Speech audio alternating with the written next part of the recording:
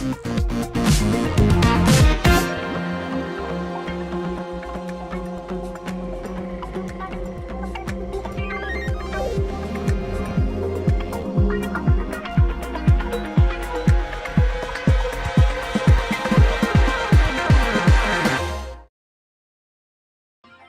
right. Good morning, everybody. Welcome to the party. Today is Tuesday, August 26, 2025. This is episode 949 of your Simply Cyber Daily Cyber Threat Brief podcast. I am your host, Dr. Gerald Auger, and over the next hour, me, you, Mara Levy, Med, Augusta Delgado, Mando Avila, Rhonda Rummerville, who I got to high five and hang out with on Friday last week. We're all going to be shredding the top cybersecurity news stories of the day. And I'll be doing everything within my power to go beyond the headlines and, basically data mine in there to get you insights and value that you wouldn't necessarily get just by reading the story. And it's all based on my 20 years of experience and just, time spent working in cybersecurity, plus my pure passion for educating and for the cyber industry in itself, alongside so many Simply Cyber community members like Devin Grady and Phil Stafford, Dennis Keefe, the OSINT master himself. Collectively, we have enough knowledge and brain power here to share and level up everyone who wants that experience and that knowledge base. It's all about support, inclusion, and empowerment here at Simply Cyber. And the Daily Cyber Threat Brief is just one instance of how we realize that. Now, I am super excited. We're going to be going through these top stories and just getting you briefed over the next hour. It is Tuesday. Every single day of the week has a special segment. Hold on one second. Every day of the week has a special segment. And Tuesdays, if you didn't know, is Tidbits Tuesday. That's right. Tidbits Tuesday. I share a little bit about myself. We see if we vibe on it, or you can mock me. Either one is all about good times, but it's just a little bit of a peek behind the curtain, if you will. Now, every single episode of the Daily Cyber Threat Brief is worth half a CPE. So say what's up in chat, grab a screenshot right above my head. You can see right there, Rhonda Rummerfield, Dennis Keefe, David Blanchard, Heber Morera, good to see you. Guys, grab a screenshot, file it away. Once a year, count up the screenshots, divide by 2. Now, we have changed the graphical interface of the program a little bit starting yesterday. So the half a CP and the episode number is not appearing in the ticker. But what I will say is, if you're watching this on YouTube, the actual title of this stream has the date and the episode number, and you're in chat. So everything you need for that evidence is there if you are ever audited. So it is, we got you covered, basically, is what I'm talking about. Now, before we get into it, it's very important that I remind everybody that today at 1 p.m. Eastern Time, Mishal Khan, the OSINT master himself, the good stalker, as he self-proclaims, is doing a workshop that's absolutely free to everybody, Simply Cyber community members and the greater public in general. 5 real-world applications that you can use OSINT for. He's going to be delivering this in an hour. This is absolutely something you're not going to want to miss if you have the availability. I've gone ahead and pinned it in chat right now. You do have to register in order to get access to the Zoom meeting and all that stuff. You will get a half a CPE. You'll get a full CPE. You'll get a certificate of completion after the webinar. So a lot of great value. This is all part of, our broader vision of delivering value to you. These community workshops, honestly, I'd like to get these to weekly, but it's a lot of work. It's a lot of work, frankly. And we're trying to sort out the medium platform. So right now, we've got this Zoom webinar thing. Hopefully it works out. But come on down today at 1 and high five and get your CPEs and get your OSINT skills. Dennis Keefe knows what I'm talking about. All right, guys, before I get into it, if today's your first episode, drop a hashtag first timer in chat. Hashtag first timer in chat. Do love our first timers. We have a special sound effect, a special emote. Face Doyle said he signed up for the workshop yesterday. We'll see you over there, my Irish friend. Now, before we get into it, before we get into it, just so you know, these workshops, like the Zoom that runs this workshop, it's $1,800 a year. Okay, so it's not free. How do I fund these things? How can I do a free workshop but eat $1,800? Well, let me tell you.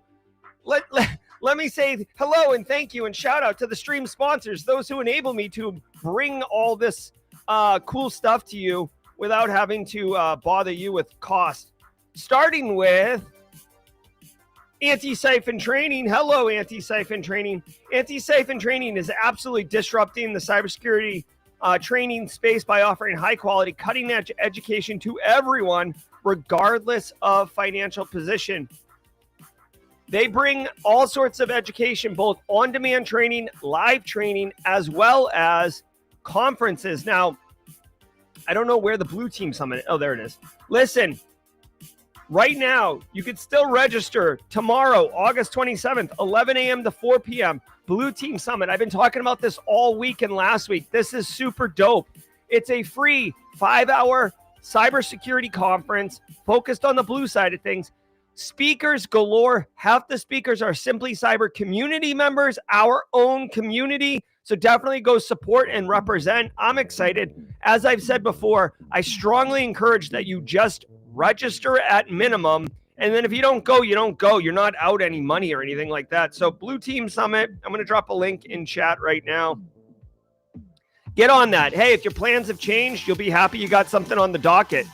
I also want to say shout out and love to Flare Academy. Speaking of Flare and training opportunities, Flare Academy monthly is bringing these 2-hour sick webinars.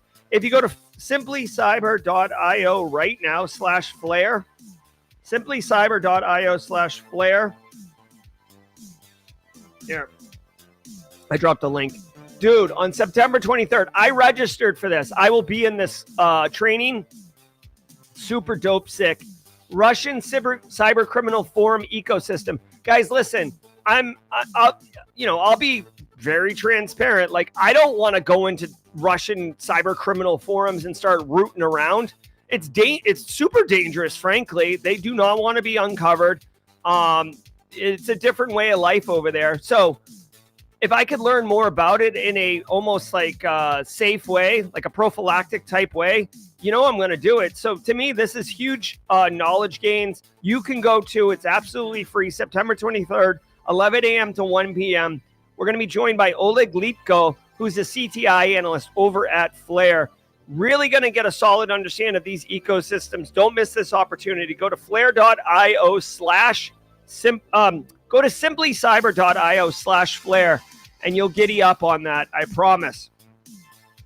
All right, real quick note from ThreatLocker, and then we're going to get going. We're going to cook, and we got the fun talking points right here. Look at this thing. Phil Stafford, let this wash over you in an awesome wave. Woo! What do we got? Farmers insuring fish.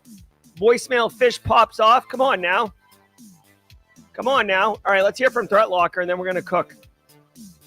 I want to give some love to the Daily Cyber Threat Brief sponsor, ThreatLocker. Do zero-day exploits and supply chain attacks keep you up at night? Well, worry no more. You can harden your security with ThreatLocker. Worldwide, companies like JetBlue trust ThreatLocker to secure their data and keep their business operations flying high. ThreatLocker takes a deny-by-default approach to cybersecurity and provides a full audit of every action allowed or blocked for risk management and compliance. Onboarding and operation is fully supported by their US-based Cyber Hero support team. Get a free 30-day trial and learn more about how ThreatLocker can help prevent ransomware and ensure compliance. Visit threatlocker.com/dailycyber.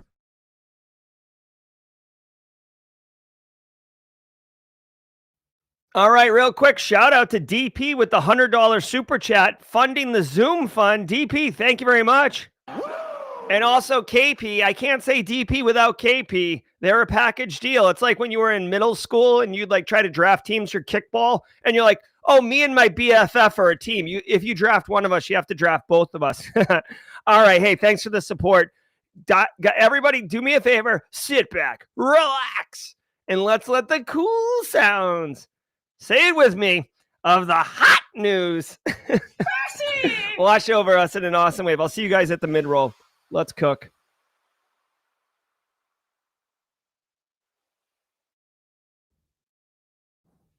From the CISO series, it's Cybersecurity Headlines. These are the cybersecurity headlines for Tuesday, August 26, 2025. I'm Hadass Kasorla.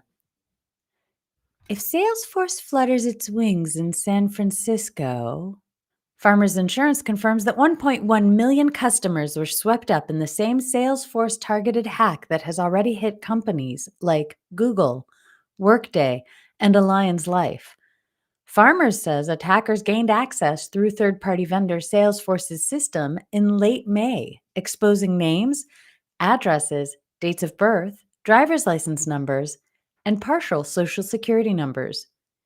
The breach is part of a wider spree tied to the Shiny Hunters group, which used voice phishing to trick employees and exfiltrate data from Salesforce instances across industries. How is this? Okay, so really quick, this is supply chain attack, supply chain risk. I literally spent. Hold on, Kathy Chambers. We're gonna try this for a minute, and then we'll see. We'll see how it goes. Listen, I spent an hour. Well, excuse me. I spent 25 minutes. I had an hour-long talk planned, but I spent 25 minutes because I got bamboozled on my time slot.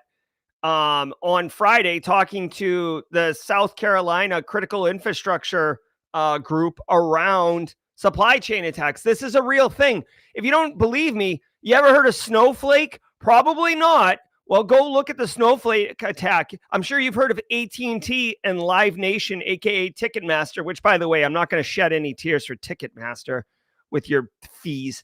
But Snowflake got hit, and boom, all these people got nailed. SolarWinds gets hit, and all these companies get nailed. Salesforce, which everybody knows, gets hit, and now you've got all this impact. And Farmers Insurance, come on down. You're the next lucky contestant and get punched in the mouth. Dude, 1 million people's data out, part socials, driver's license numbers. Insurance companies have massive amounts of data on individuals because they're trying to do basically, an insurance company is a for-profit company that's trying to pay out money while hedging their investments to make a profit, right? So they know exactly how likely you are to, like, whatever, burn your house down or get in a car accident, et cetera, et cetera. So they have lots and lots of data. And Shiny Hunters, which is part of this like new, I almost want to think of this is such a drink, Space Tacos and Marcus Kyler, but like the early 80s movie Warriors with like these different factions, right? So Shiny Hunters, Lapsus, oh my God, Scattered Spider, like they're this like up and coming young work like group, the collection of groups, and they have the thing called the Calm, right, which is like their loose alliance, and they are just punching businesses and supply chain vendors in the throat with great success. Unfortunately, I mean, what are you going to do? I mean, this is Farmers Insurance. You and I are the victims. Now, we do have a lot of opportunity as customers to choose different insurance companies. But at the end of the day, I don't know about you, but like most people pick their car insurance, their home insurance based on how much is it going to cost me? And is it a good deal, right? Like, so I don't know about you. Like, I literally just got my annual homeowner's insurance invoice in the mail yesterday. And I looked at it and I was like, oh, God, what a crappy bill amount. I don't want to pay this. But I wasn't like incentivized to go shop around. Like it's not enough friction. So Farmers Insurance likely will not suffer a churn of customers, right? Who are like, oh, F Farmers Insurance. I'm going to go to Progressive because they don't have data breaches. No. People are desensitized to it at this point. Obviously, be on the lookout for, identity theft and, scams and phishing and type stuff like that. Guys, like in 2025, like between using AI and deepfakes to make fake phishing attacks and lures and stuff, and then this real data in order to make this real data more believable for your for the victims, it's not a good time, yo. So, there's nothing else to say here. This story isn't about Farmers Insurance. The story is about supply chain risk and data governance. Now, let me point out something painfully obvious to GRC professionals, but worth noting. Okay.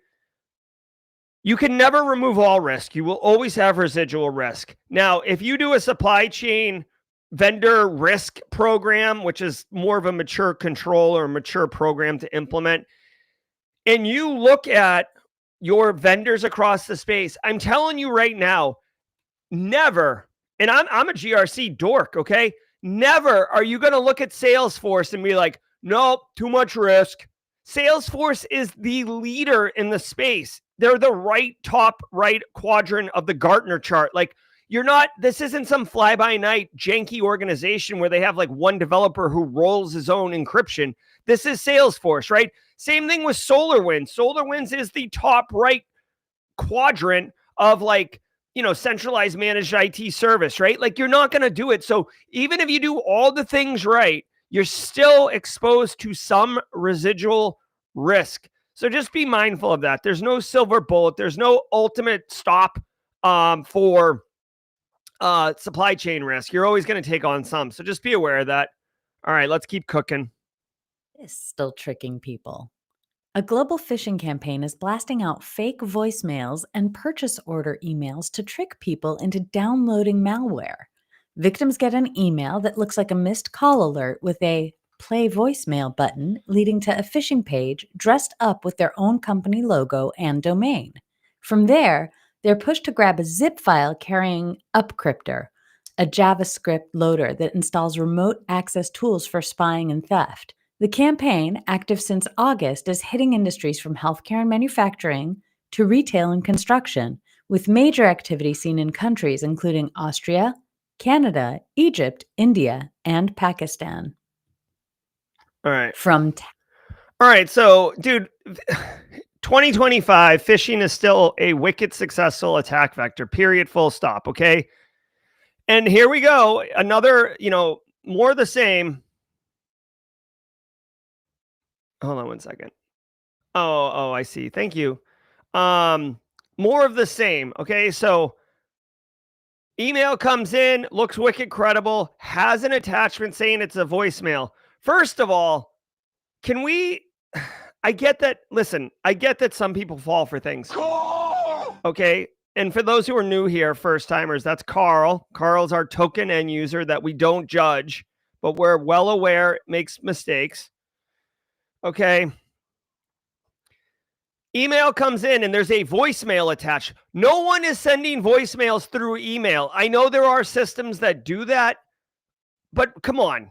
Like, I'm not accepting voicemails. I don't check voicemails anyways, but I'm certainly not checking voicemails attached to email. Ain't nobody got time for that. Okay. So when it comes in now, the only thing I'm curious about is it says it's a voicemail, but in reality, it's a zip archive. So first of all, it's not even an MP3. Okay. It's like voicemail.zip, which alarm bells should be going off. Winston, you're carrying a half-wasted girl in a bag of fertilizer. Two hot, lock, stock, and two smoking barrels reference. Anybody? All right. I'm trying to see if there's a process flow diagram of this attack. There is not. All right. So anyways, the deal is once the victim downloads the archive and opens it up, trying to listen to their voicemail, it runs a JavaScript file. First of all, the icon for a JavaScript file is much different than an MP3 or anything like that. So you will have a visual indicator. The JavaScript file itself is obfuscated, which they can say here. This makes no difference to the end user. At this point, you just have an end user who's happy clicking on all the things. The obfuscation is to screw around with me and you and Justin Gold and Casually Joseph and Kathy Chambers from being able to understand what it does. Spoiler alert, JavaScript files are interpreted files, not compiled. So in all reality, in 2025, I would, Control A, Control C, copy, paste, select all, copy, load it into, whatever, one of these AI engines and just say, deobfuscate this. Thanks, please. Right. But it sounds like once it goes, Marcus Kyler, 32 months. The best part of waking up is in your cup. Thank you, Marcus Kyler. There we go, dude. Coffee cup. Cheers to you, Marcus. Longtime friend. Basically, it reaches out to a C2 server and fetches the next payload. This is a wicked standard practice for modern malware. They don't load up the whole malware inside the attachment because it would get caught by flags. It would be obvious that there's like a 32 meg attachment, right? So the JavaScript file simply reaches out to a C2, pulls it down, detonates that malware, and you're screwed. Okay. So what do we do here? Number one, educate your end users not to fall for voicemails attached. Okay, that's number one. Voicemails don't be attached to email. And if that is part of your workflow, then I suppose you should educate your end users on being able to determine who sends it and who doesn't. I know that AP or accounts payable people get emails all over the place from different businesses with invoices that need to be paid. Really need to target those people for education reasons because they are basically a rich target. And you can find out who they are on LinkedIn and stuff like that. Second of all, you can catch this at the host level, right? So why are you running like JavaScript? Like this would be behavior-based engineering or behavior-based detection, and you would need to craft a detection for this, but like runs a JavaScript, opens a network port, reaches out to unknown server, right? Like, I don't know exactly what the detection would look like, but that's obviously not good. And then if it pulls down this this upcrypter, then even worse. So you can catch it at the network layer too. Obviously, if you're running a tool like ThreatLocker, this JavaScript would not be an authorized payload or value to run. So I do want to point out one other thing that's quite interesting here. This JavaScript, for my money, right? For my money, when I say, oh, this is a sophisticated piece of malware, if it does things beyond just the malicious payload, it does things like anti-analysis. You can see here, it does anti-analysis, anti-VM checks, and then it'll download a different payload if it does pass. So this is interesting and worth noting. So really quickly, what it does is it runs its payload, and before it starts doing bad, it looks to see, am I being analyzed? When a malware analyst or a reverse engineer or a SOC analyst or really anybody that's like works in security begins to analyze a piece of malware, we run certain tools. It's like well known that we run certain tools, right? You run it in a VM. Maybe you're running a pate for DNS. Maybe you're running x64 debug, or maybe you're running Binary Ninja or IDA, or you're running any of these tools, right? You're running a hex editor, a process explorer, or whatever. It doesn't matter, right? There's a whole host of tools that a normal end user, your Carl in accounts payable, would not be running. And here's what makes it sophisticated. A lot of malware payloads will see that and just terminate themselves.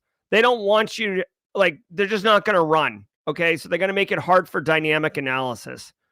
This one actually will pull down a separate, a different payload, which is even more frustrating to researchers because now we think that that's the behavior that's supposed to happen, and we begin to analyze basically the canary payload or the false flag payload, not the real one that would detonate. So very tricky, very tricky. Makes me think of the Beastie Boys. Tricky, tricky, tricky. Okay, drink. Tagging to bagging. APT 36 is stepping up from simple hacks to more advanced techniques. Known for defacing Indian websites and stealing sensitive data, the Pakistan Link group is still going after Indian government agencies, but this time with malware aimed at Linux computers. The attackers sent phishing emails disguised as routine government contract paperwork, such as purchase orders or bidding documents, to trick officials into opening them. Inside were malicious files that downloaded malware from Google Drive, displayed a decoy PDF, and quietly gave hackers a foothold for spying. Fake tech support. All right. So I guess it's all about phishing today. So get your bait and tackle. It's time to go to the watering hole. Guys, phishing emails work even at the government level. You might think that government's got it figured out because they're, got funding and everything. Not so much. Pakistan versus India. APT. Oh, it's Run DMC. I said Beastie Boys. What a poser. Oh my God. What a poser I am.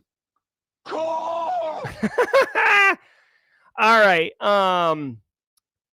Yeah, dude, APT 36. Pakistan and India have been having their own little beef over in that part of the world as of late.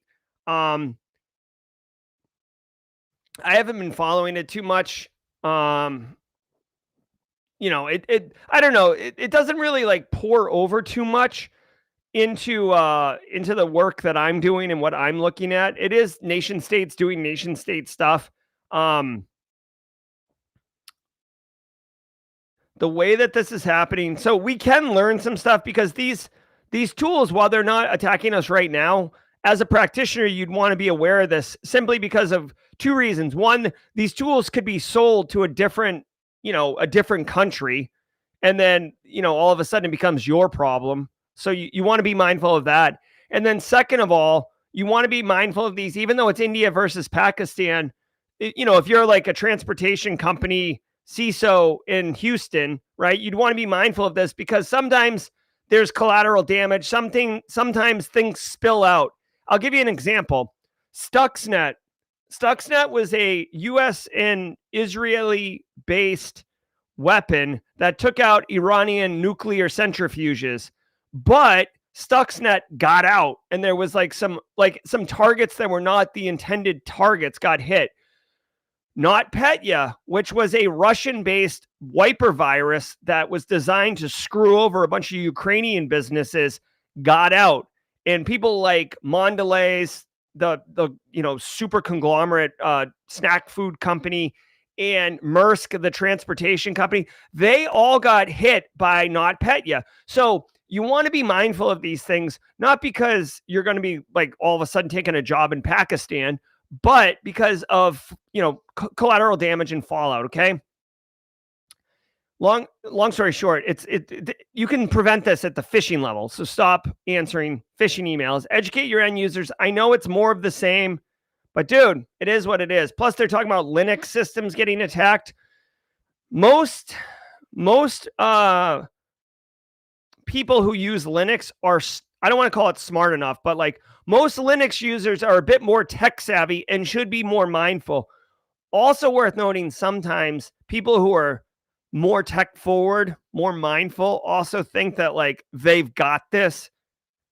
So then they're tone deaf. So when you go to like the Unix team and you're like, hey, I want to make you aware of this attack, they're like, bruh, I got this.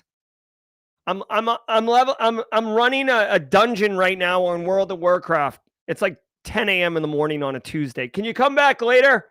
Talk about phishing. I got this, bro. They're the same one who will definitely detonate malware while running as an admin on their own box because, who's got time for separate accounts?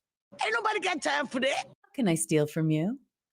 A cybercrime group known as Cookie Spider is behind a new macOS campaign spreading Shamos, a variant of the atomic macOS stealer, through fake tech support websites and malicious ads. Victims are told to copy-paste a fix command into terminal, which bypasses Gatekeeper to install the malware. Once in, Shamos steals browser logins, keychain secrets, Apple Notes, and crypto wallets, and can even drop spoofed apps like Fake Ledger Live. Active since June 2025, the campaign has targeted more than 300 environments worldwide, according to CrowdStrike. All right. Okay, so this sounds like ClickFix, kind of, except ClickFix is like running stuff on Windows machines. But if they're tricking victims to run a one-line installation command, that's kind of ClickFix-y. All right, so you're getting sent. So this is targeting Mac OS, right? So I'm looking at you. You're getting infected with this infostealer. Okay. All right. So CrowdStrike is flexing on their ability to stop this thing. I'm trying to understand like how the attack actually looks because The page instructs the victims to copy, paste, and execute. We got a typo here, by the way. Paste and execute a malicious one-line installation command, which decides what the hell? Like, is this deliberately being typoed so it looks less AI generated? Copy and I'm going to read it the way it reads. Copy, paste, and execute a malicious one-line installation, which decides the base 64 encoded string. I suspect it decodes the base 64 encoded string, and then it downloads a file from this URL, which is a bash script that captures the user's password and then downloads the malware. Well, I mean, listen, domain names are easy to change, but I would start blocking iCloudservers.com. I don't know if that's like a legit hosting site for, like, you know, if it was Google, this could be hosted at Google Drive, OneDrive, etc. I don't know if iCloud servers is legit or not, but I would certainly not. This looks like an easy way to stop this from happening, at least in this instance.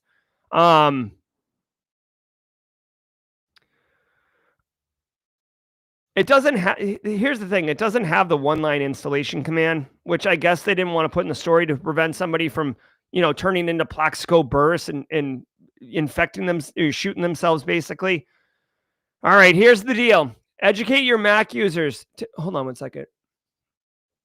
Educate your Mac users not to run one-line install. I got to fix this really quickly. Here we go.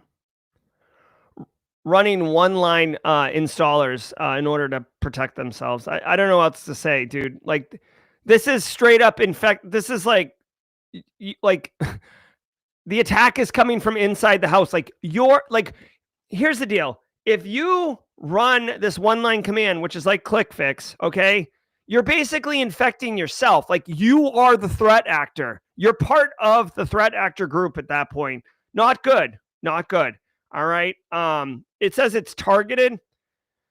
I don't know how targeted it is as much as, because like someone has to go to the Mac help website that's been compromised and infect themselves. I don't know how that's happening, but anyways, educate your end users. I don't know if an EDR solution is going to stop this, because you're literally running a shell script and installing malware on your device, which would look like just regular software. So I would block that domain name. Also worth noting, go into your SIM logs and look for iCloudservers.com for a domain name resolution, just to see. Might want to do a little bit of that. All right, let's keep cooking. A huge thank you to our sponsor, Profit Security.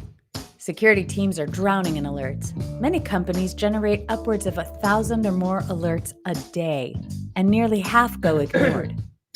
That's where Profit Security comes in. Their AI SOC platform automatically triages and investigates alerts, so your team can focus on real threats instead of busy work. Faster response, less burnout, and lower risks to your business.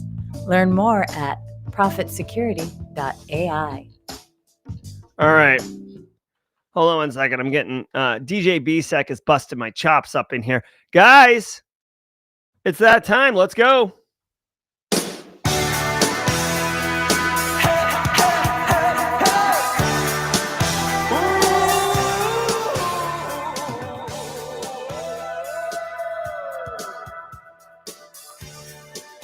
All right. Holla, holla, holla, holla, holla, holla. Thank you, everyone, for being here today. Genuinely appreciate it. As always, I hope you're enjoying the stream. I hope you're enjoying the show. And personally, I hope you're enjoying the new look and feel of the show. I feel like it's got a little bit more polish, a little bit more class, right? I mean, it's fun still, though, in my opinion. It hasn't lost its charm. It's just been leveled up a little bit. Yo, shout out to the stream sponsors. Barricade Cyber, Delete Me. No, not Delete Me. Barricade Cyber, Antisyphon, Flare, and Threat Locker. Speaking of Barricade Cyber, did you know about their Fortify 365 solution? You can go to fortify365.com today to learn more about it. But basically, guys, this is an opportunity to harden and properly protect left of boom your M365 instance, which many organizations, including yours, is running. If you're just running you've configured a few things, but you haven't really gotten in there and done it well, you're missing a huge opportunity. You're literally already paying for the security. You just haven't configured it. Go to fortify365.com today. Get on the phone with Eric Taylor. This is like set it and forget it type things, okay? Oh my God. Okay. DJ BSEC busting my chops here with this guy. This guy. Give me the meme. This guy. All right. Thank you, Barricade Cyber, for the support. This guy. Hold on one second. Sorry, I've got a mod chat really quickly. There we go. All right, dudes. Every single day has a special segment, and Tuesdays is Tidbits Tuesday, where I share a little bit about myself and see how you guys are vibing with me. Now check it out. Let me tell you this one. I went to Columbia, South Carolina, 90-minute drive the other day, drove home. As I'm pulling into my neighborhood, my truck, which is a 2017 pickup truck that I maintain quite well, starts going blah, blah, blah, blah, blah, blah, and I'm like, oh my God, I like pull over. My thermostat's pegging off the right. I pull over, I pop open my hood, radiator coolant's empty. I don't know. So I let the car cool down. Mrs. Auger comes and gets the to-go food that I had ordered. By the way, it was Indian food, so good. And then I speed run like a lunatic to my house with like no coolant in my car. Give it a day, fill my car up with coolant, give it a day. Everything looks good. I drove my son to school today, I didn't even pull in my driveway. I pull into the street in front of my house, and my truck's just pissing radiator coolant everywhere. And because it's a 3-day weekend, no mechanics want to work on your vehicle right now. So I might have to rent a car because I have to drive to the Citadel and Mrs. Auger has appointments. Anyways, the Tidbits Tuesday is dealing with like car troubles is an absolute pain in the royal, dude.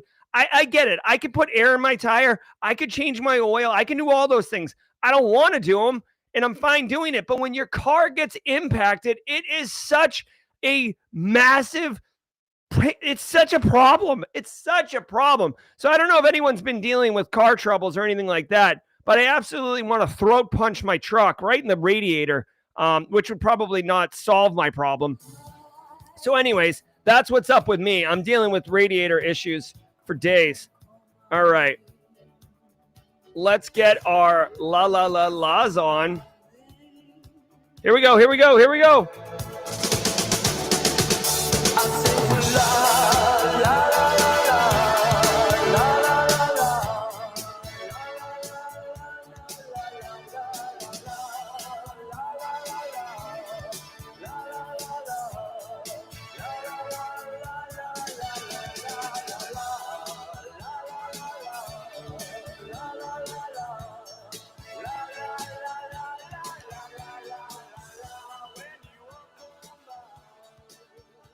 You guys are so funny. I love it. S Cole 07 says, I just turned the radio up louder. Oh. Oh my God. It's so funny. Butter chicken is good. I went chicken korma this go around. I do have a banger butter chicken instant pot recipe, space tacos, if you ever want to get down with that. All right, guys. We got work to do, though. I'm trying to ignore DJ BSEC. All right, let's finish strong, everybody. Does this bug make my container look vulnerable? A critical bug in Docker Desktop for Windows and macOS allowed containers to break free and take over the host. By abusing an exposed API inside Docker Desktop's lightweight VM, an attacker could mount the host drive and run a privileged container with just 2 HTTP requests. The flaw bypassed isolation features, but only affects Docker Desktop, not Docker Engine on Linux servers. Docker fixed the issue in version 4.44.3 on August 20th, and users are urged to update. Okay, really quick, the obvious thing here. You gotta patch it.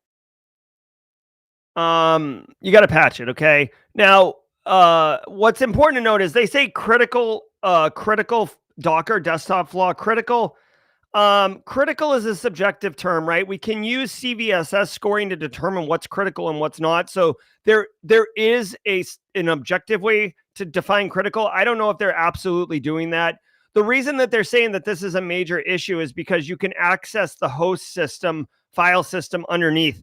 This has long been like the concern of virtual machines and Docker containers and stuff, is breaking out of containment, essentially, right? So when you have virtual machines, you're on a machine, but they're all kind of like, think of them as like feathers all stuck in the bird's body, right? And the bird's body is the hypervisor. I don't know why this is like the metaphor or the analogy I'm using, but a hypervisor is like the blade. I mean, is the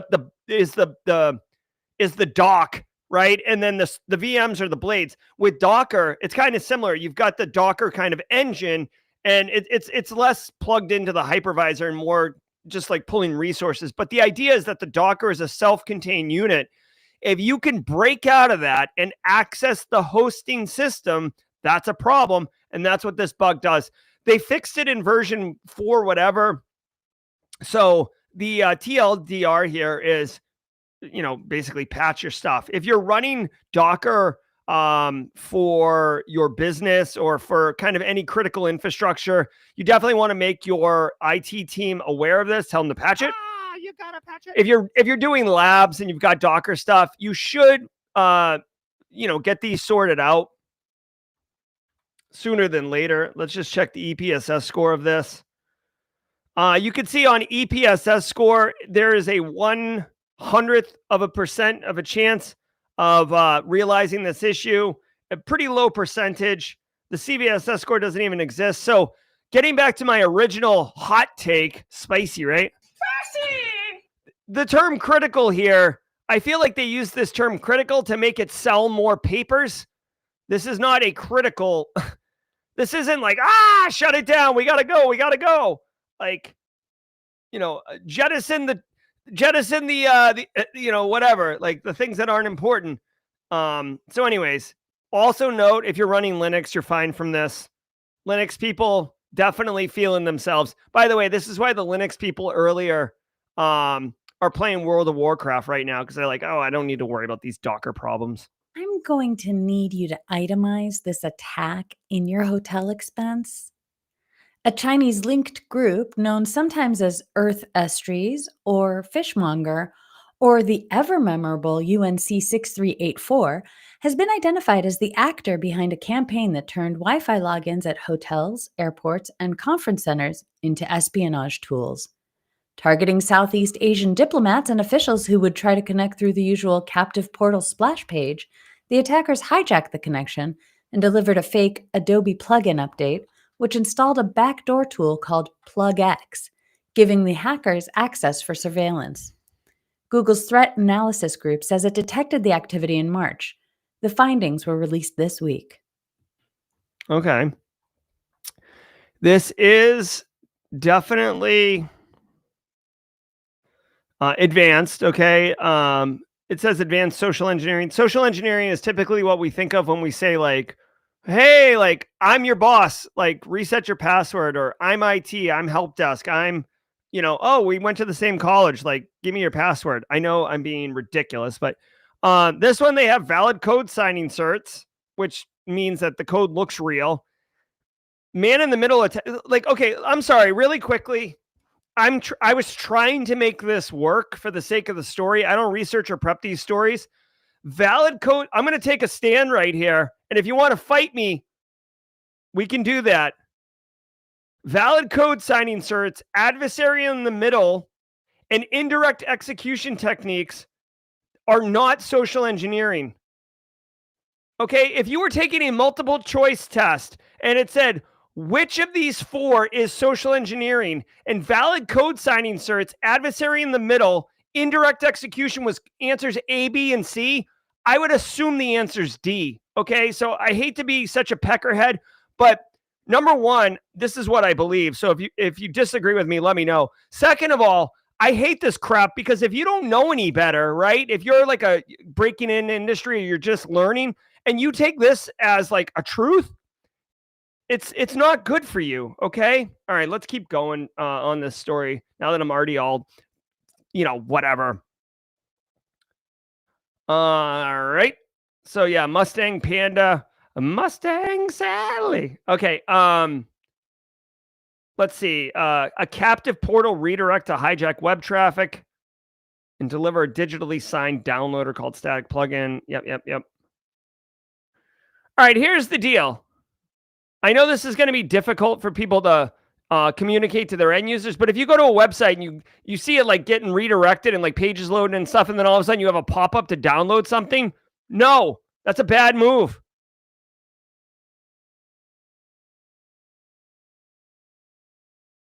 Ugh. All right, hold on. This isn't exactly getting my saxophone up and running. All right. Yeah, I mean, dude, get infected, redirected to a maliciously controlled site, and then you download a bunch of crap and run it. All right? Like, there's so many opportunities. Like, your browser shouldn't allow this. Your EDR solution should catch this. The C2 traffic down the bottom here, your network controls should get sorted out here. I don't know. There's a lot that has to happen for this to detonate correctly. It's obviously working, right? Gstatic is a legit Google domain used to store JavaScript code and images and stuff like that. So legit infrastructure has been weaponized. They use a TLS cert from Let's Encrypt. Okay, so hey, really quickly, I know I lost my mind on the social engineering thing a little while ago. I will point out, if they're using Let's Encrypt to have a valid TLS certificate for the adversary website here, that you could argue that's social engineering, because if you've taught your end users that unencrypted websites are malicious and encrypted ones are legitimate, then I guess they'll fall for this. But dude, like 98%, most websites on the internet are using TLS encryption, right? Like that was like Let's Encrypt's mission. So for a threat actor to use it too, shouldn't really like, have alarm bells going off. Sorry, Trixie Horner. Yeah, I don't know. This infographic doesn't do it for me. I don't know. Does it do it for you guys? I mean, is this thing? First of all, there's no caption on it. Second of all, I don't know. Like, I don't know. It like doesn't even have like. It's okay. It's okay. I don't know. Serengeti? More like Serengatum. Oh! Interpol's Operation Serengeti 2.0 was one of the largest cybercrime crackdowns in Africa, resulting in 1,200 arrests, $97 million recovered, and more than 11,000 malicious infrastructures dismantled. The 3-month sweep was backed by investigators from 18 African nations and the UK, and it targeted ransomware, business email compromise, and crypto scams that hit nearly 88,000 victims, with almost $500 million in losses. Highlights included busting a $300 million crypto fraud in Zambia tied to human trafficking, seizing $37 million in illegal mining rigs in Angola, and dismantling transnational scams in Côte d'Ivoire.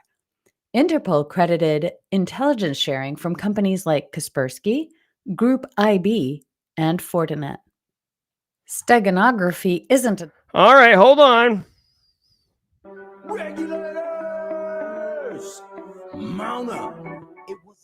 Dude, this is awesome. Okay, so Interpol, not the band, but the Unified Law Enforcement Agency, which, by the way, I wish I could get like a gray shirt with like black lettering that says Interpol on it.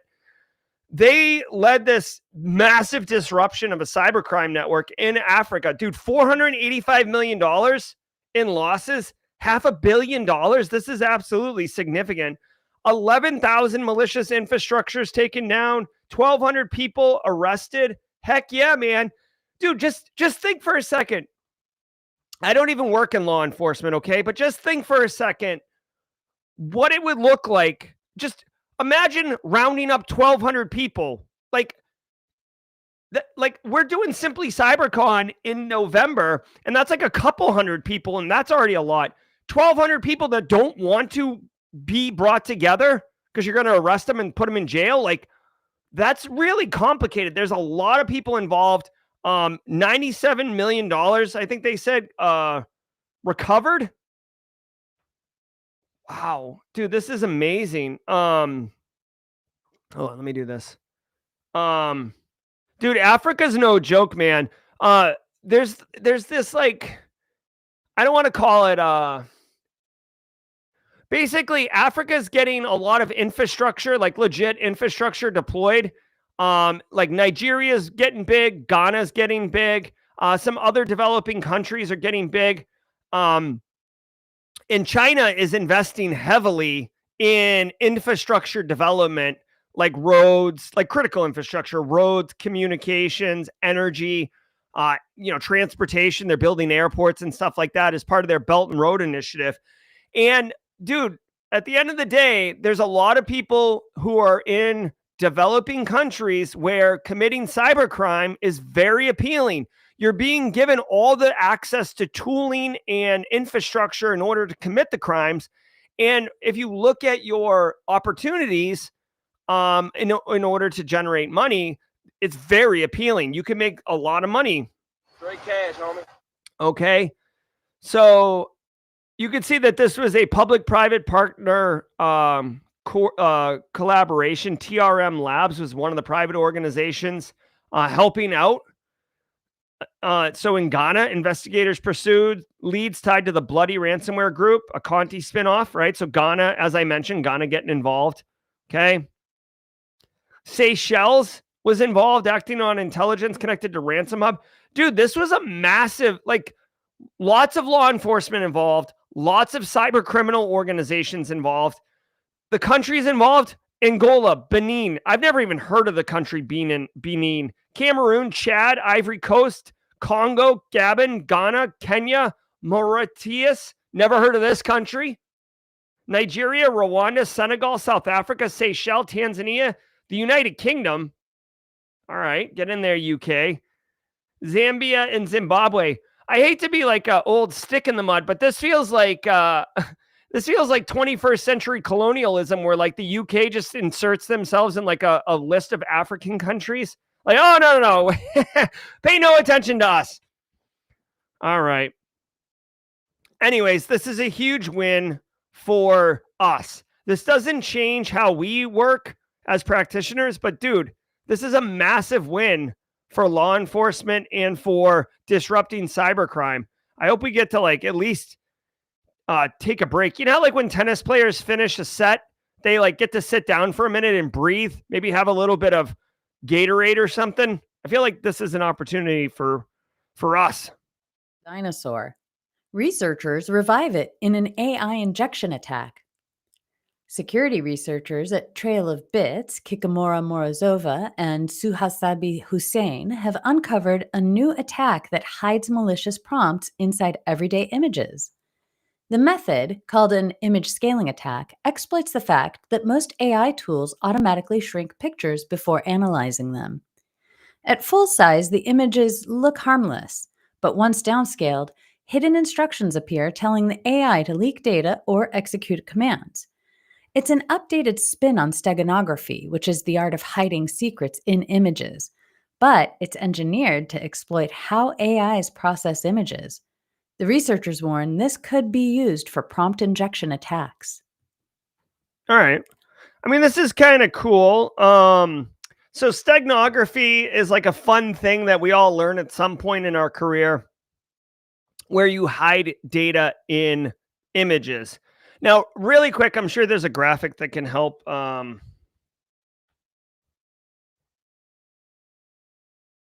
explain. So if you're just curious, how can data be hidden in images? Let me just show you. So really quick, every picture is just a collection of pixels. Every pixel is an RGB value between 0 and 255, which if you're curious why 0 to 255, it's 8 bits. All right, it all gets back to zeros and ones, okay?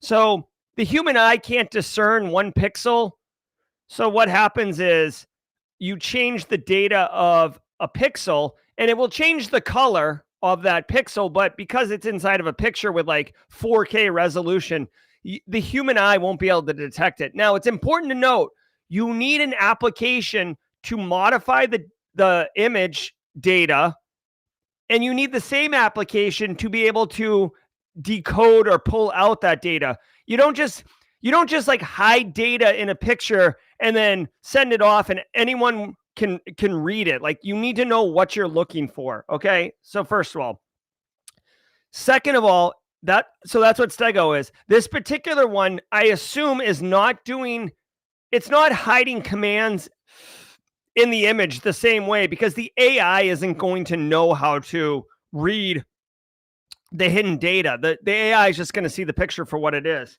If I had to guess, it's going to be around the file format, hiding data in there. Let's see. They're using aliasing artifacts that hide patterns in downscaled images.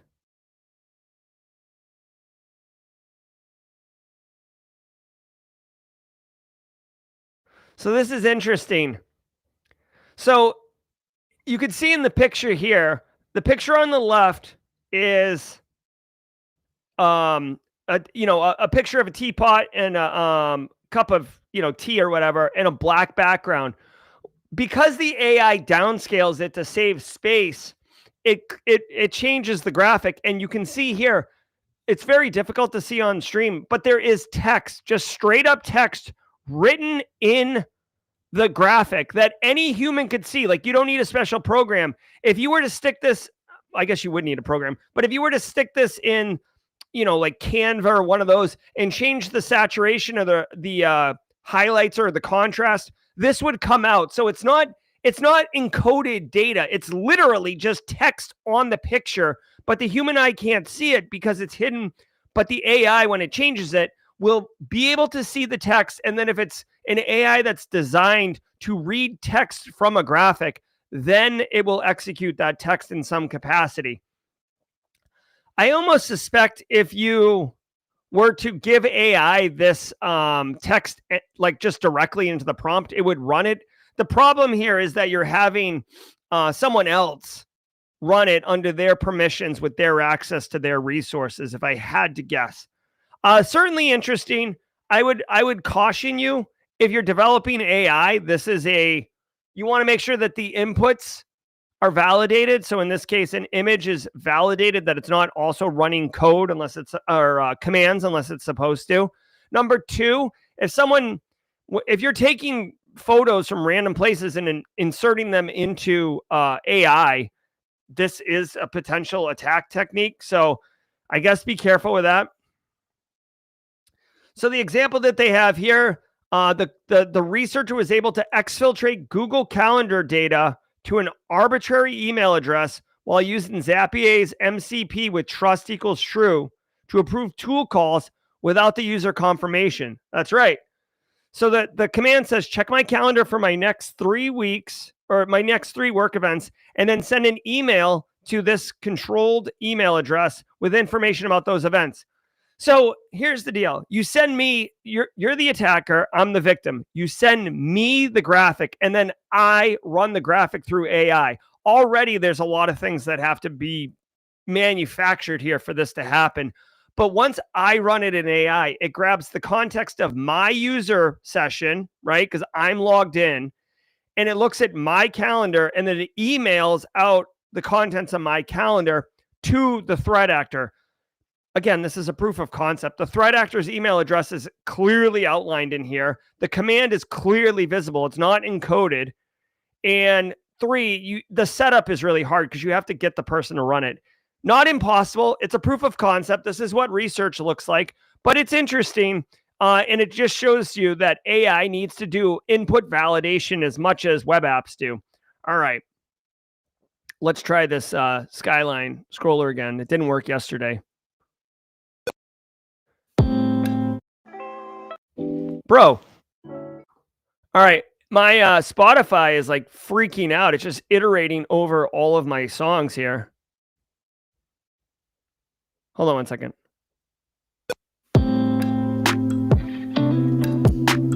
Whatever, that's random. All right, guys. That's going to do it for today's... Hold on one second. Wrong button.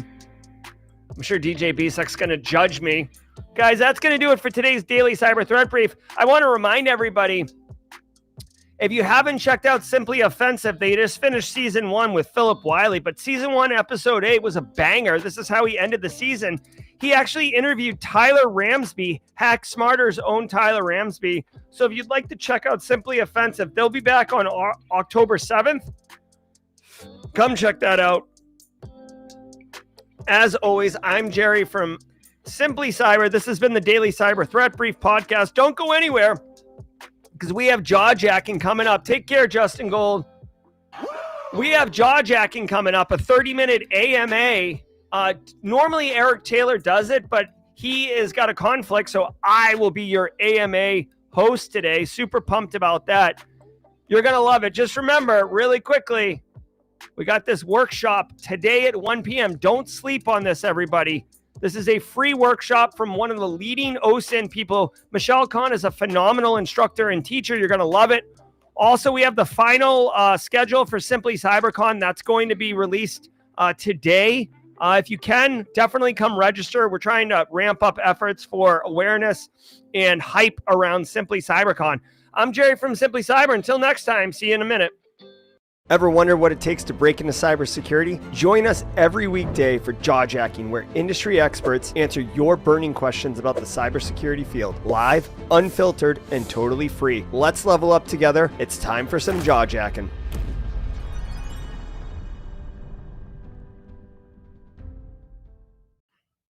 What's up, everybody? Welcome to Jawjacking. I'm your host, Two Thumbs, All Smiles, Jerry Guy, ready to crush it like an absolute mother trucker. I hope you enjoyed the Daily Cyber Threat Brief. I enjoyed it.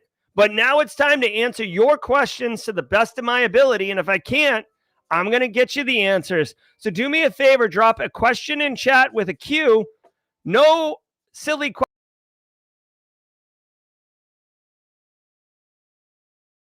Hope everybody's having a great day. Christopher Riley, appreciate the kind words, enjoying the show. Why is this not showing on stream, bro? There we go. Christopher Ryan Rain saying some nice things. Let me see here. All right. You know what? I might rent a car for the week. I'm not super sweaty about that. Like, unfortunately. That's right, Bustin' Justin. Dr. Gerald Auger left. Jerry Guy's here, so that's what's up. I got to sneeze. Ugh. Mara Levy knows that nerd. Dr. Gerald Auger. Mara Levy speaking at Simply CyberCon. Very excited for that. Woo. Dominic sharing that they've been targeted by a scam originating from Zambia for the past few months. Yeah, definitely coming at you. Have a good day, Robert Hendrickson. Glad it's working.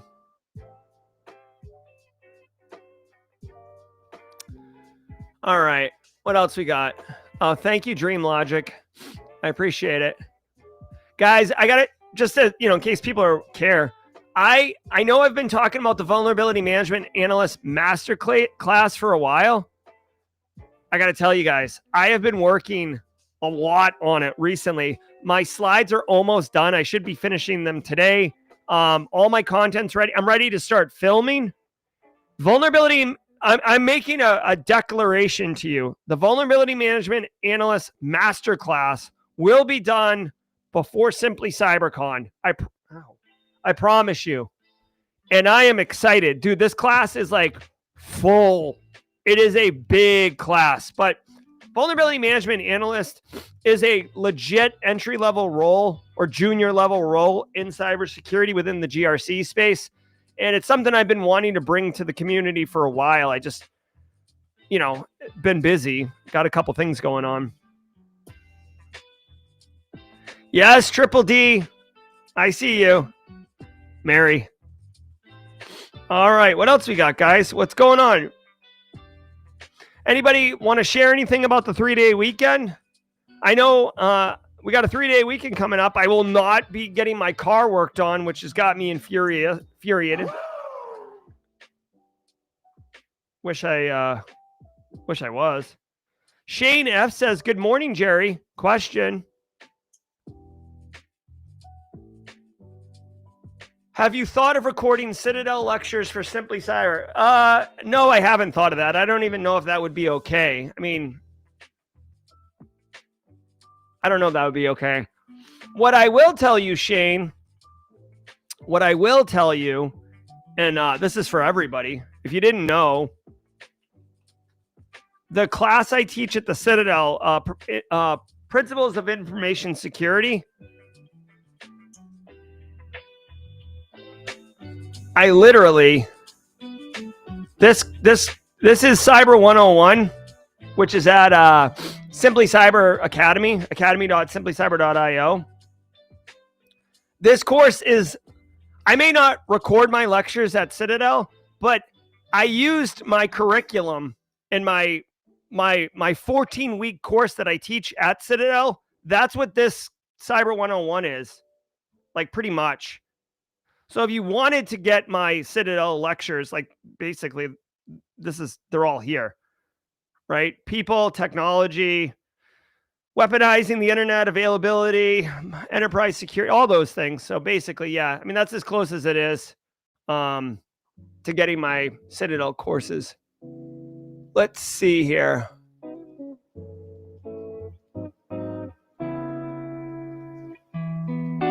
All right, I'm looking at chat here.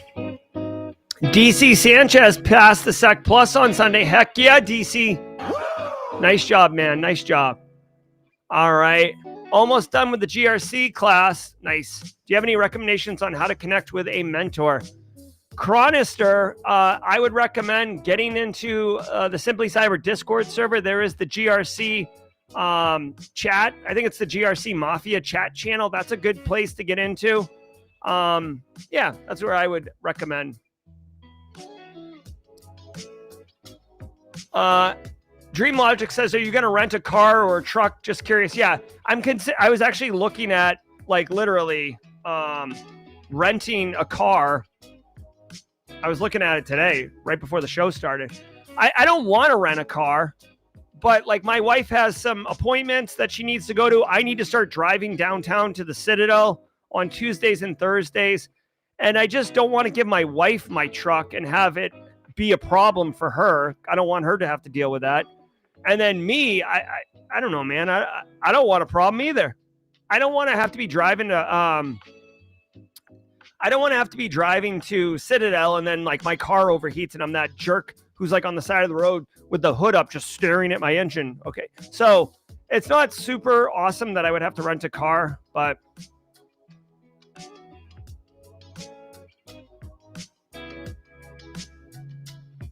Kyle says, how do you start securing things in an environment that's multifaceted, interconnected as you're developing a cyber program for an organization that's been around without cybersecurity?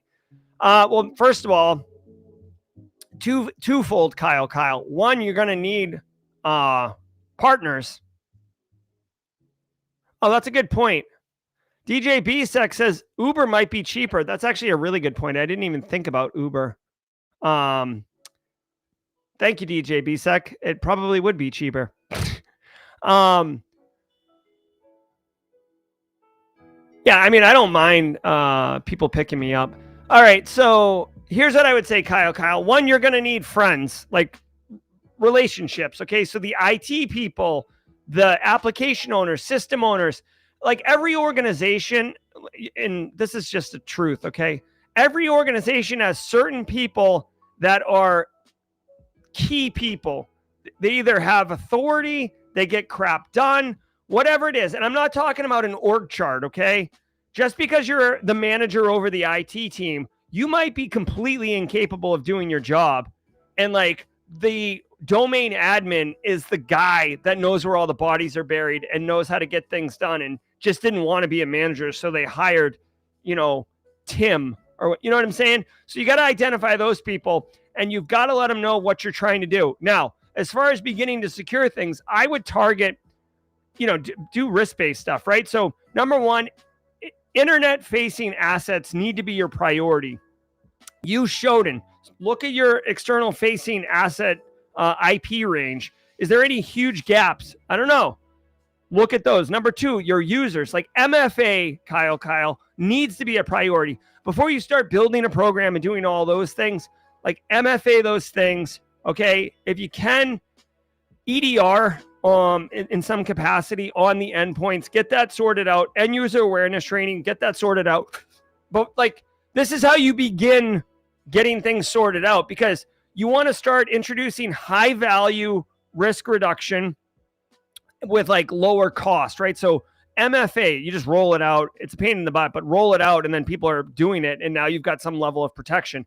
You're also introducing people at the organization that this is cyber, and we're going to be doing it, and this is what you can get used to.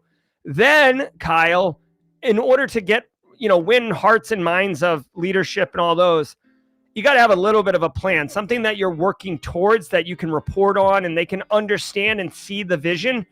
If you want a company that's never done cybersecurity, very low hanging fruit, do CIS 18 implementation guidance 1, CIS 18 IG 1 as like your base. You could also use NIST CSF and just go with a lightweight version of that. But now you're starting to get a little bit more involved. Also, like some quick wins, like scan, like, is everybody a domain admin? That's probably not good. If you're using M365, like what does that look like? I mean, how many tenant admins or global admins do you have? You should have MFA on all that stuff. Maybe some basic email security, like policies and stuff like that. Just, you kind of want to just, I don't know. I guess the way I think about it is like, if you show up to protect a village, right? Yes, you would love to have guards, guns, gates, dogs, all sorts of like recurring processes, people doing best practices. But just to get it started, throw a couple like hay bales around just to kind of like set a perimeter and get started, right? Okay, hopefully that answers your question. Lucky number 7 says, link to the OSINT session. I'll drop it right now. It should be pinned. It's a pinned comment on YouTube chat right now, lucky number 7. But I'm going to drop it again right here.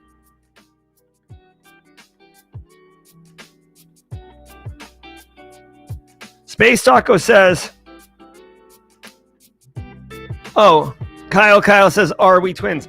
No, Kyle, if anything, you're just implementing best practices. Love it. All right, Straw Hat Sec, working on CPTS, started streaming on Twitch. I was wondering how one can approach NPOs, city or town clerk, to do volunteer internship, help gain some experience. Yeah, I mean, honestly, I guess if it were me, what I would do is I would try to, what is going on, dude? Spotify, you're trash today. Like, Spotify's just puking on stuff right now. It's like there's like something wrong with Stream Beats. I guess we're going to listen to the Midnight. What I would do if I was going to reach out to a nonprofit organization, I would do a couple things. One, I would try to like form a relationship with whoever is doing their IT or whoever is like over that nonprofit organization, right? You gotta make it obvious that you're not trying to sell them stuff, right? And you're not trying to get experience. Present yourself as an authority. Hey, listen, what's a nonprofit? Like whatever, St. Andrew's Church. Hey, listen, I know you guys are doing virtual sermons and you got some tech stuff. I actually work in the cybersecurity space. I wanted to just give you like this slick sheet. Like, here's like 10 things that every church should do to secure their online streaming of sermons or whatever, right? Like what I just did there, Straw Hat Sec, is I didn't say, hey, here's 10 best practices for organizations. Good luck. I said, listen, this is 4 churches doing what you're doing. I work in cybersecurity and I love helping my community. Here you go. Take it or leave it. So you're delivering value. It seems genuine and tailored, yada, yada, yada. Then you could follow up with them and say, hey, like, here's something else I saw. You know, if you're not interested in receiving this stuff or you'd like to receive it, someone else receive it, just let me know. I'm all about helping. I also help, you know, like list other NPOs, right, in your area that you're helping, right, by sending these things. Establish that this is a service and a credible thing and an authority. Here's what we're doing. And then you could say, hey, really quick, you know, if you can visibly notice, hey, I tuned into the stream the other day and I saw X, Y, and Z or whatever. You could say, hey, if you want, I'm happy to help implement these things. No charge. I have my own business, my own job that I do for profit, but I love volunteering and helping, giving back to community. Can I help you? Okay, so this is a different story than just showing up and being like, hi, I'm unemployed, but I'm studying cybersecurity. Let me touch your infrastructure. It's much more like, hey, I am a practitioner.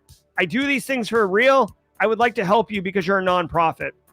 Okay, it's a much different story. Nice. Easy does it. Started as a delivery manager.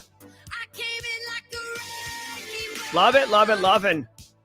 Justin Curtis says, my personal brand content's been killing it. Cyber 101. Yeah, get in there, Justin Curtis. Actually, for those who don't know, I actually reduced the price of Cyber 101 by more than 50%. So now Cyber 101 is $98. It's literally a 14-week course with like 9 or 10 labs. It really is a great, I mean, I'm biased, so get someone else's opinion. I think it's a great course. I don't do crap work, right? It may not be wicked polished, but I'll tell you what, I take a lot of pride in my work. Itching to learn. What are your thoughts on adding masterclasses to your resume, or is that reaching?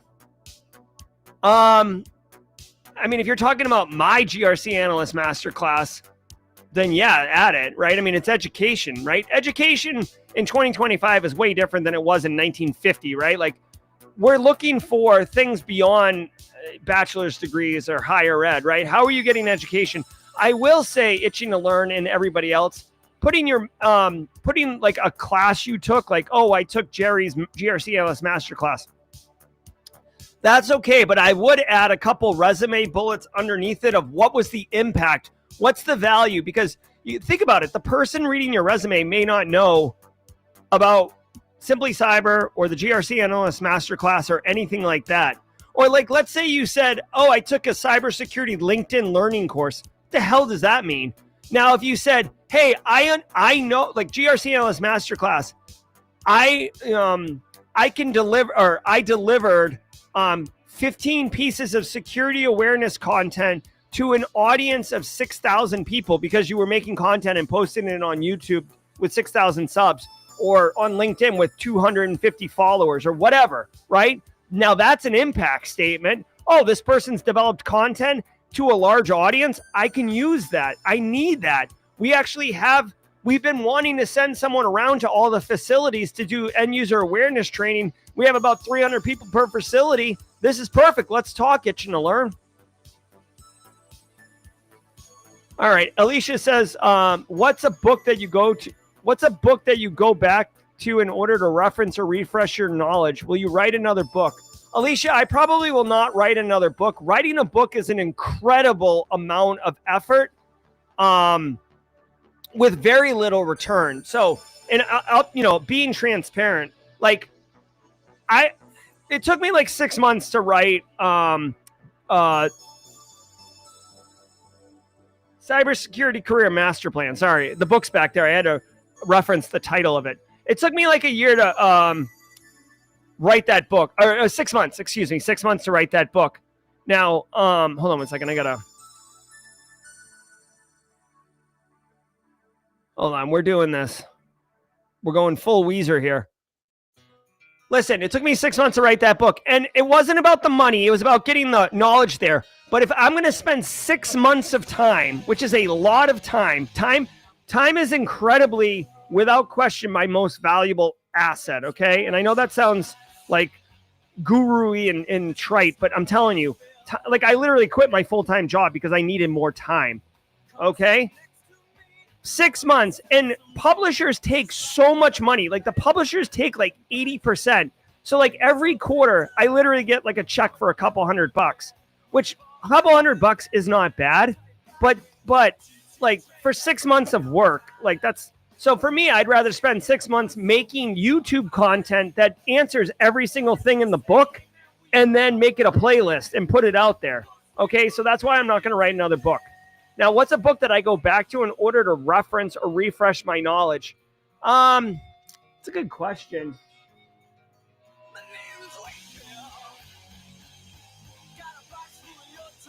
You know, one book that I do, I mean, it's not a cybersecurity book, but not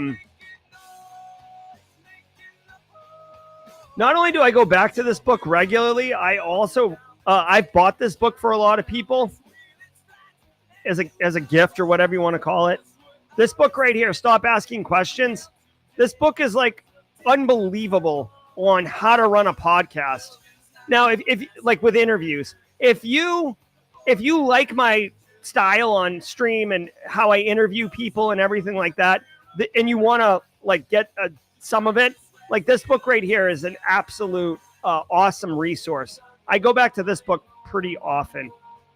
Also, a book that I haven't gone back to, but it's worth sharing, is this book right here, Show Your Work.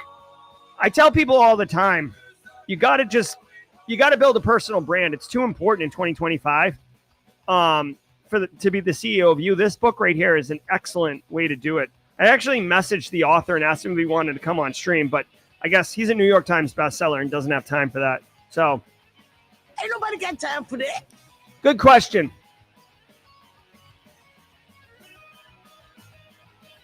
Clay Shannon, best digital signature solution for managed multi-user. Oh, I don't know, man. I mean, I use DocuSign.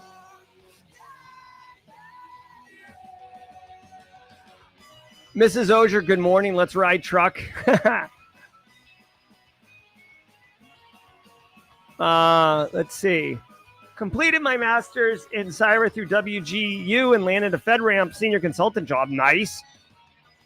Big thanks to you and the SC community for your support. Time to focus on my CISP. There you go. Another win. Another win. Nice job, Edwin Blanco. Super pumped for you, man. All right. 8 more minutes, yo.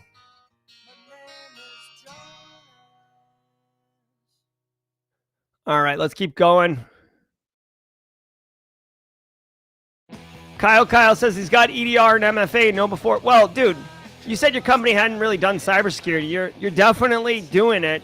I, if anything, I think maybe I just affirmed your strategy instead of giving you like insight.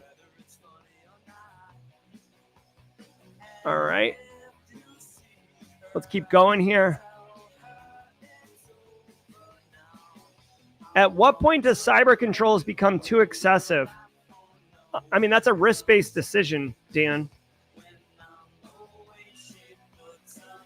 We talk about this all the time. There's a slider between security and usability, and you're looking for that space in between. Too much cyber control is where you're like impacting operations or it's too expensive. But this is why GRC, like literally the answer to this question is why GRC people get paid good money. All right, Ronell says he's burnt out. Just wants his BS degree to check the box. In UMGG right now, I won't graduate till 27 and the financial aid's not looking good.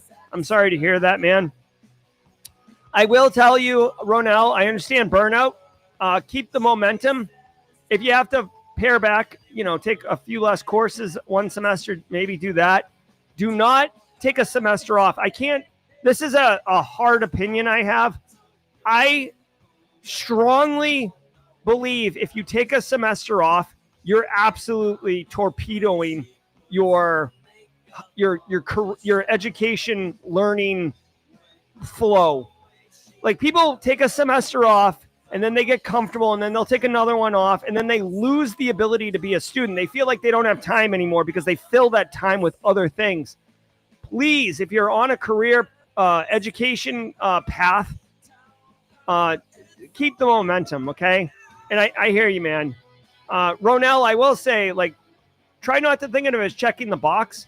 Try to engage with your your peers and faculty. That could be definitely advantageous for you long term. Taikon Gong, how can I be great like you in hacking? Lately been in manual ebbing state. Well, I'm not great at hacking, Taikon Gong. I might play one on MTV. Oh my God. But hacking is not my strong suit. I've done it, but I'm definitely, clunky at it. I will say Tyler Ramsby's pretty good at hacking. He might be worth a follow. Ronell says, WGU, I'll be able to graduate in 1.5 years max and only need $2,000 in loans for both years. Holy crap. Not a question. That looks like a statement, but if you can get a 1.5 years of education and a degree for $2,000, hell yeah. Whoa, John Hammond's in the house, ladies and gentlemen. I had dinner with John Hammond a couple weeks ago, and we found out that we both love the Midnight. Jesse Johnson's also a huge Midnight fan. John, hey, just because John's here right now and we love the Midnight, John, I want to show you something really funny. And this is for this is kind of funny. Let me show you something. So whenever I'm on stream and there's like a really good infographic, like cyber infographic, like I'm just pulling up a random one. Okay. Say this is it. Okay. And this is for everybody who's in chat who didn't know. If I'm on stream and there's an infographic as part of one of the news stories and I like it, this is what happens. Get ready, squad members. You know what to do.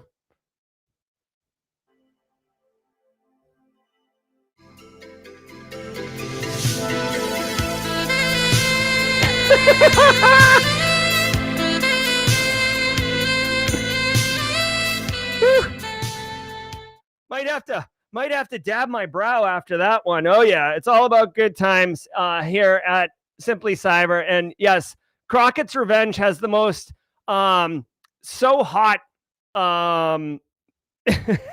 saxophone. It's saxy. All right, let's keep cooking, everybody.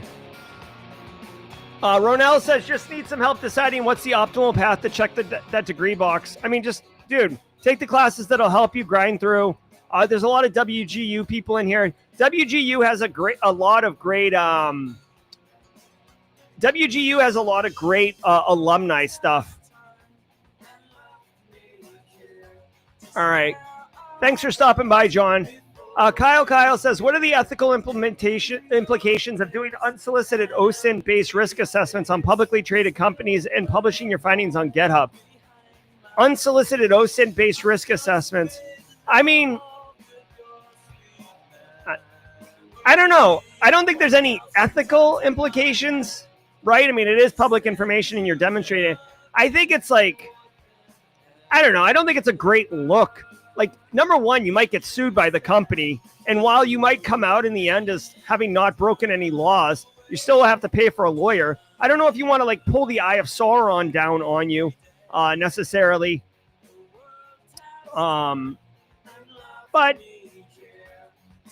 at the same time, so listen, I just did OSINT on the state of South Carolina and present like very, very high level quick around their procurement processes in on Friday at that talk. And I didn't mind doing that, but I don't think I would make a YouTube video on how to do it. You know what I'm saying? Anyone heard of UMerx, a pen testing firm based in Colorado? I have an interview with them for sales to try to make sure they're not a fraud or scam. I haven't heard of this. If anybody in chat, there's 250 of us here. If any of you have heard of UMerx, one way or the other, let me know. Or let Christopher know in chat. Also, if anyone's got some tips on questions to ask for Christopher in order to suss out whether or not it is a scam or not, honestly, Chris, I might even ask ChatGPT to give you a couple questions that might be able to help you suss out. All right, cool. What's the role of a risk committee in an organization, and who are typically members apart from a CISO? Is there a meeting cadence? Okay, so Mickey, yes, usually you'll see these at larger organizations. The risk committee isn't exclusively IT, right? So maybe, I don't know, maybe 4 or 5 years ago, enterprise risk got so hot, okay? That Hansel's so hot right now. Enterprise risk became hot, and this is actually risk of everything. So like cyber risk is just one element of enterprise risk, right? So the risk committee would have like maybe a finance person, an operations person, obviously CISO perhaps. The risk committee can be at a lower level, or it can be a subset of the board of directors, right? There can be like a risk committee that supports decision making at the board level. It depends on the size of the organization, the size of the board, and all these other things. Those are the type of members that are typically in there. A meeting cadence, not more frequent than monthly. I have been part of a risk committee when I was at MUSC, and we met quarterly to talk about certain things. So, but basically what they're trying to do is suss out what risks there are to the organization and getting in front of them. And the reason you'd want a committee is it's just like any other thing. Like you're having kind of a matrix of responsibilities and perspective into the organization, all collaborating on one thing. That way you don't have kind of a myopic view of what the risk actually is. Good question, though. All right. Hey, Jerry, looking forward to your vulnerability management analyst masterclass. Thank you. What range will the course be available for, and will it complement the GRC masterclass? So yes, the class will be coming out. All right. I can't listen to Buddy Holly. I am so burnt out on Buddy Holly that 1995 ruined Buddy Holly for me. Okay. So when you say what range will the course be available for, do you mean the price range? So the GRC Analyst Masterclass is $150, I think. I'll probably launch the Vulnerability Management Analyst class for like $97 as early bird pricing, and then $150 ultimately. It is a full course with like labs and resume bullets. It's just like the GRC Masterclass. As far as complementing it, it'll be built very similar. Vulnerability management is a function within the GRC scope of responsibility in many organizations. So honestly, it is a nice stepping stone, because when you're doing vulnerability management, like basically the findings you're having to prioritize, and you're prioritizing based on risk, which is kind of the onboarding to be able to do effective risk assessment, risk management.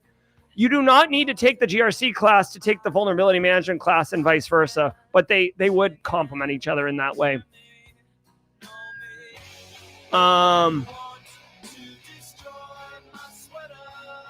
Space Taco's here for the crazy metaphors. I love it. All right, I'm going to speed run the rest of the questions. I got to get out of here. Let's keep cooking here. Oh, yeah, so John knows the saxophone. That's right. All about good times up in here. All right, continuing to look at chat, looking for questions.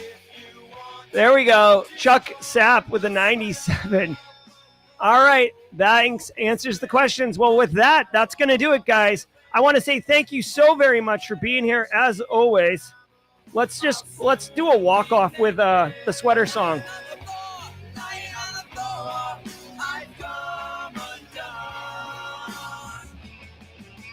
So good, so good. All right, guys.